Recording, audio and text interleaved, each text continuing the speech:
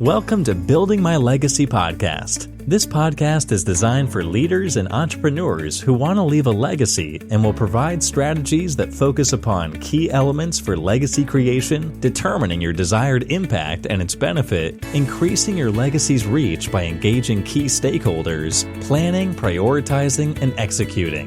Here's your host, Dr. Lois Sonstegard. Welcome, everybody, to today's Building My Legacy podcast. I have with me today Katerina Rothman. She is with Beflax Company, which is Beflax Linen, which is a company that does linen, bedding, clothing, beautiful things that she does for our homes and for us to wear. And she has a very fascinating story. She has journeyed from Moscow to Denver to become an entrepreneur and to also build a legacy. She has a generational legacy that's a part of her. So, Katerina, please share your story with our audience. How did you get to what you're doing, and tell us about your generations that are involved? Hi, Lois. Thank you so much for having me on your podcast. As you correctly mentioned, my story is truly generational. I involve pretty much every member of my family into my passion of what I'm doing. And truly, my mom was the initial inspiration, as she's a very crafty person. She works with tons of textiles. She's just very, very skillful in what she does. I, on the other hand, have troubles putting a thread into a needle hole. But nonetheless, she was the one who taught me everything I know about the fabrics. And how did I start working with linen? Another member of my family, my future husband, had issues with sleep, and so I started looking into solutions on helping him overcome those issues. That's how I learned that linen has amazing benefits that nature gifted to the plant flax and to the linen as fabric. And then the final piece of the puzzle were my daughters. Actually, my first daughter. So when I became a mom, I just couldn't see myself going back to 9-to-5 job and miss her milestones of development. And yeah, the puzzle was complete. I realized that that's truly my mission to go after my idea to run a linen business. So if there are people listening who are going to be very curious, what does linen and flax do that helps you sleep? Absolutely. So linen comes from the flowering plant flax. It grows in specific areas in the world. It's not as hard to cultivate, but you need to create certain conditions for it to grow to a certain measurements in order to possess those amazing benefits. So linen is a fabric. It's natural, first of all. It's very breathable. So your body breathes throughout the time you're wearing linen clothing or while you're sleeping. The cool and tricky part of the linen fabric is that it has thermoregulating capabilities. This means it's going to keep you warm when it's cold outside, and it's going to keep you cool when it's hot outside. And with its it also has a capability of absorbing moisture. And this will allow you not to be sweaty throughout the night. And even if you're a hot sleeper, linen's going to absorb all this moisture, and you're not going to toss and turn throughout the night. Wow. That's not it, Lois. That's not it. There is so much more linen can do for you. I just have a great pleasure working with natural fabrics and linen in particular, because this is something that nature gifted us a long time ago, and we just forgot about it, living in our plastic life. that we have right now and leaving them on all the synthetic materials that surround us? I think so much. But part of what people move away from linen for is it gets wrinkled more easily. And so people tend to get drawn to other products. So speak a little bit about that, because I know there's new processing that people utilize so that linen retains its integrity. Definitely. There are some processes that you can apply to the fabric at its final stages, so it would be less wrinkly. In fact, linen does get wrinkled. It's not a very elastic fabric.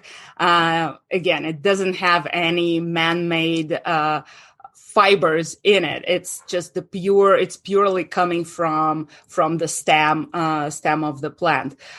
So linen will get wrinkled from time to time, but there is a beauty in it, in this rustic look, as you can lift up the design of your interior with it, or just give yourself a flawless, effortless look when you wear linen. The interesting thing about this fabric that it actually massages while it wrinkles because of its texture, and its texture massages your body when you sleep or when you wear it, actually increasing the blood circulation, and that what helps you wake up more rejuvenated in the morning. Really? That's fascinating. That is very fascinating. But when you look at history and royalty, really beautiful clothing, much of it came from linen originally. Linen is considered a luxury fabric, especially today. It's a lot of times it's considered as a luxury fabric because of its price point. Back in the day, people used it because of its durability. They still use it because of its durability today. But that was one of the main factors why royalty used to use it in their everyday life. Sorry, got lost in my thoughts a little bit. So yes, it's a luxury fabric because of its price point, and it's hard to automate a lot of processes in production of linen because lots of it require manual work, and so eventually it just adds up. But as I mentioned before, linen is very durable. It's about 5 times stronger than any cotton fabric that you can put your hands on. So actually, when you're investing in linen, you're getting a great deal just because it's going to last you, let's say a linen bed set's going to last you at least a decade. Back in the day, linen bedding was passed along as an heirloom. So you get a good run for your money. It's an investment also in your health, which is a very important factor. You know, one of the things that you have also talked about, Katerina, is the sustainability. It's good for the environment. So why is that better for the environment than some of the other synthetics that we use or other products that we use? Thank you for bringing up this topic. It was one of my missions to actually start a sustainable business. I think it's very important to think about the footprint that we leave behind, in our everyday life as well as in our professional life.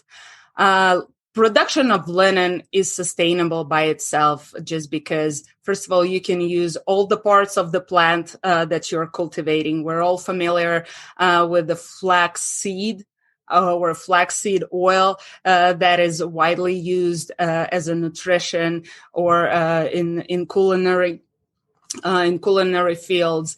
Then again, as I mentioned earlier, we use the stem, the fiber from the stem of this plant to weave fabric, and all the little pieces that fall off or can be used in construction as part of the insulation material. Another factor that adds to the sustainability of the whole manufacturing process is that we use so much less water to produce, let's say, 1 yard of linen versus the same cotton. It's hundreds of times less. Add on top that no toxic materials are used to process this fabric. Again, because it's coming from the stem of the plant. It's already a long fiber that you work with. If you think about how cotton is produced or silk is produced, you need to add a lot of chemicals that are later on eventually end up in the environment. So I truly enjoy working with this fabric, as I know that the footprint is basically not there. It's a zero waste production, and linen by itself is biodegradable. So if it goes back in the environment, it will disintegrate. Yes. And not leave a footprint, which is really fabulous, isn't it? Absolutely. So Katerina, you source very carefully where your linen comes from. Linen for you is purchased primarily where? So we cultivate flax in French and Belgium fields because that seems to have the best climate conditions, as well as linen has been produced there for many years, and craftsmen there really know what they're doing and how to properly raise that plant. And then we take it to Portugal, and that's exactly where we are weaving our fabric.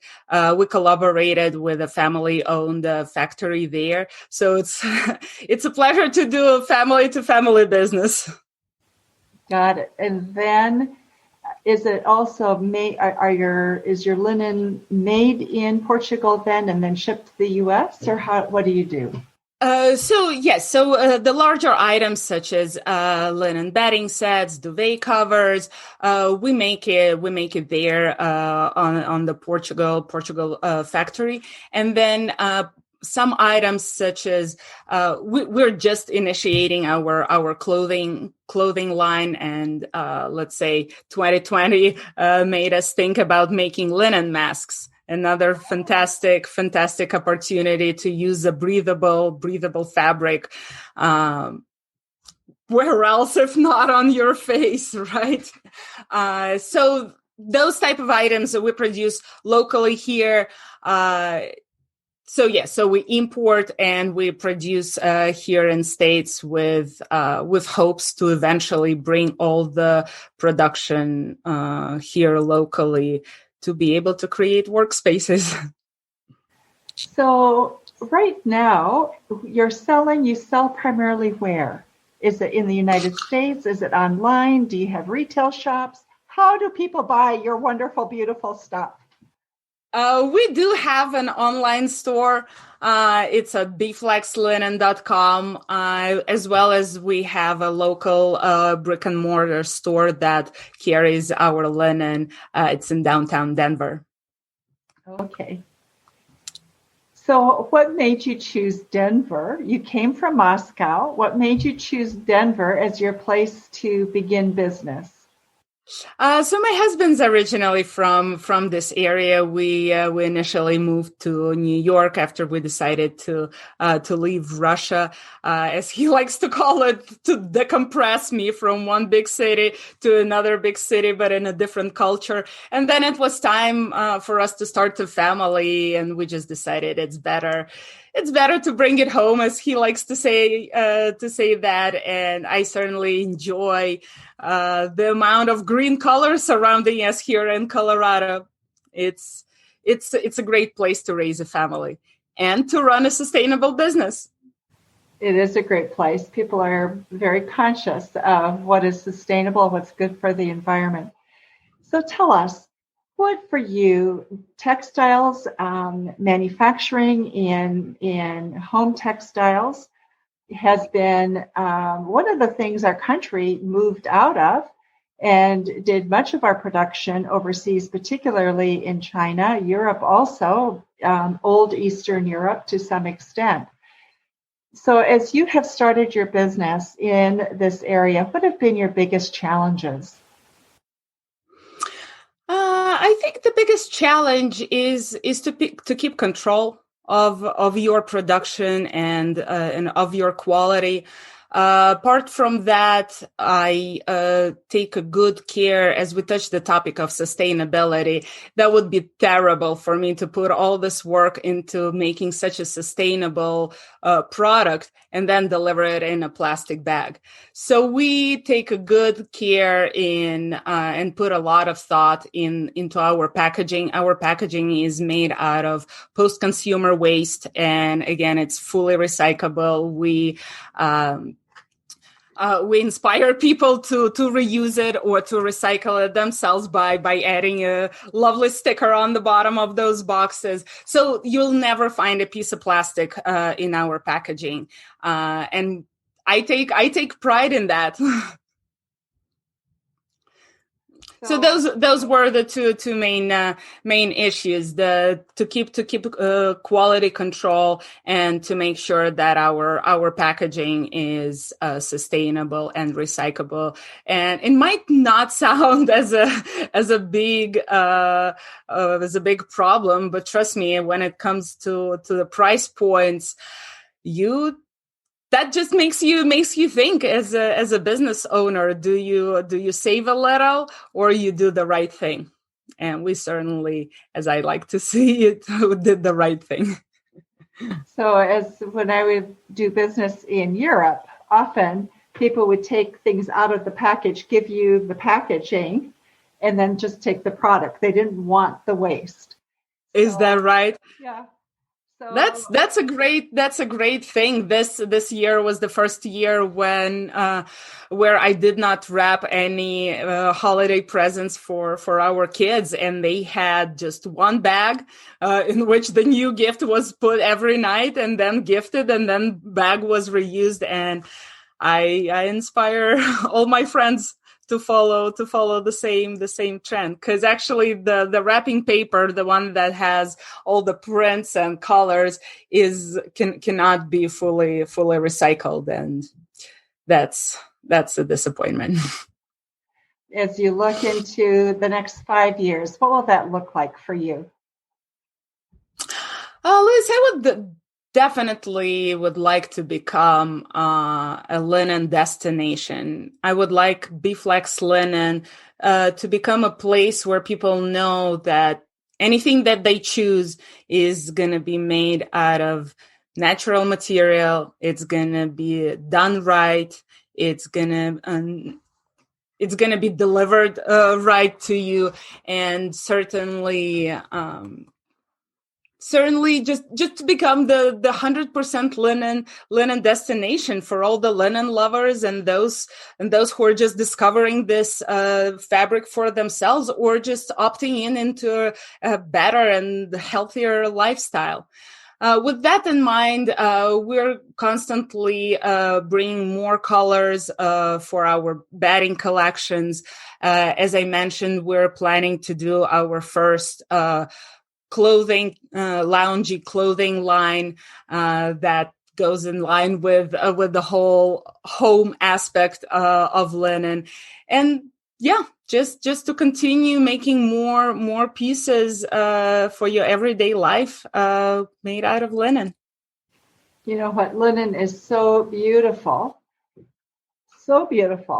And so encourage people, if they want to see your products. I'm guessing it's also available. You can look at it online on your website. And for those of you who are listening, we will have the link to Katerina's website in the show notes. So you can get in contact with her. You can also take a look at some of the beautiful things that she is doing. And I think also for those of us who talk about sustainability and being environmentally friendly, I think as we make our purchases, it makes a lot of sense for us to think about how are our things manufactured? What's the raw material that goes into the manufacturing of the products? And definitely, it's like you start reading the labels in the grocery store of the items that you buy. I think it's an important thing to read the labels of your textiles, understand where it's coming from, how it's made, where it is made. It could be a difficult task in the beginning, but if you just start, you can get acquainted with certain certifications that help you choose the right fabrics. Wonderful. Lois, I hope I can make the shopping experience for those who are going to be interested in looking at my linen a little bit easier. I made a discount code for 15% off for all your listeners. If they use the code MyLegacy on our website, they get their linens a little bit easier. Oh, wow. How fun. Thank you for that, Katerina. Thank you so much. And so those of you who are listening, take advantage. Linen doesn't come at a discount very often. So enjoy it and enjoy taking a look at what Katerina has produced.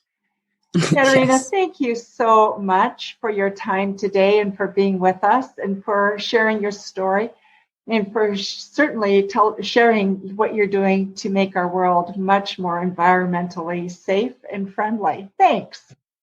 Thank you so much. You're welcome. And thank you, those of you who are listening to Building My Legacy podcast today. Be sure to remember to visit our website as well at buildtomorrow.com and our social media sites as well. Thank you. You've been listening to Building My Legacy podcast with Dr. Lois Sonstegard. To book your appointment with Dr. Sonstegard, visit www.buildtomorrow.com.